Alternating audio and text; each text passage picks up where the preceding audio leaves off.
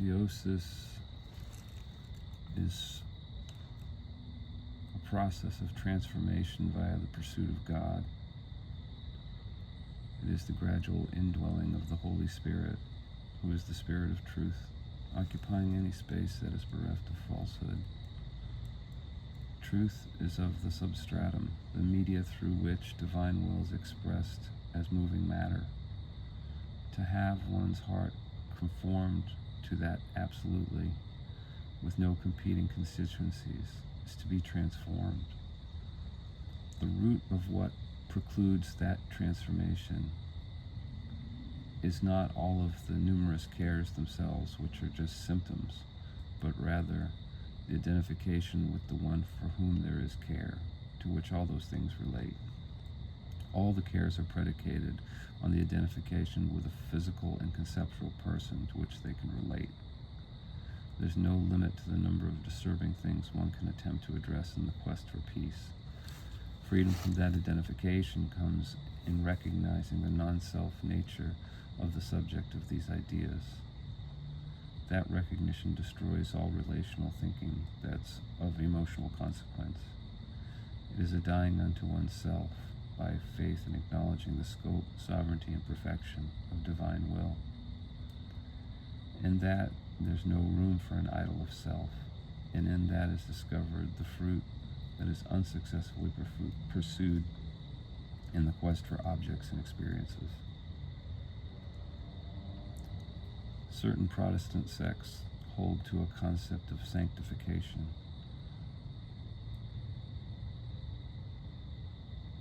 Just as in the parable of the wheat and the chaff, it's impossible to distinguish by the viewing of actions alone between those who know the peace that surpasses all understanding and those who are outwardly like bleached tombs, but inwardly as rotten bones.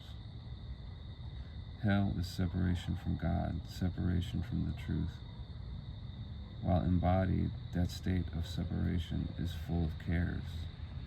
That is why Jesus said to let today's cares be for today, and how we should dwell not on what we shall eat and drink, but rather be as the birds and the foxes, and believe that provision will arise from God's will when we're inwardly surrendered to its perfection in this moment. A moment that's judged relative to the identity is missing something relative to one that is not. A moment that is fully bereft of care or speculation is a door to the palpable truth. A thing is appreciated more when it's given full attention rather than just a fraction, less what was lost to rumination. To the extent that the layer of conditioning becomes misaligned with circumstances change over time, it is in resistance to the truth, and a fraction of attention is stuffed into a mental pocket of desires which are suffering and separation from truth to the extent that they are only fantasy. There's an energetic and vibrational cost to holding such things in mind. It's an opportunity cost that is incurred, but is not recognized for what it is.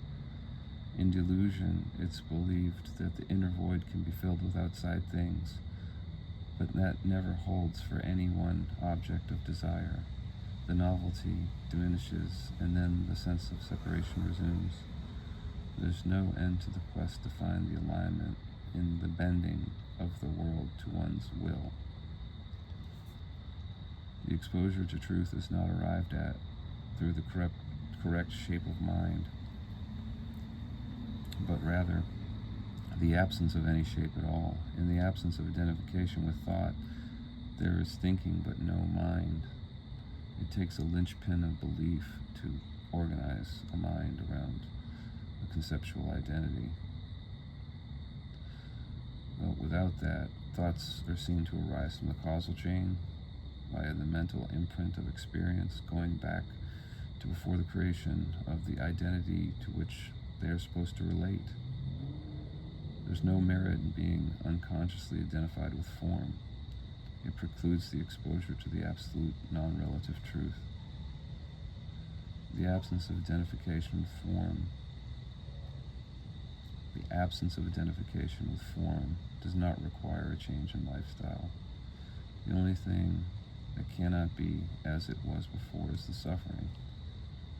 It's not a process of becoming a scholar, but rather no one to relate to all that information.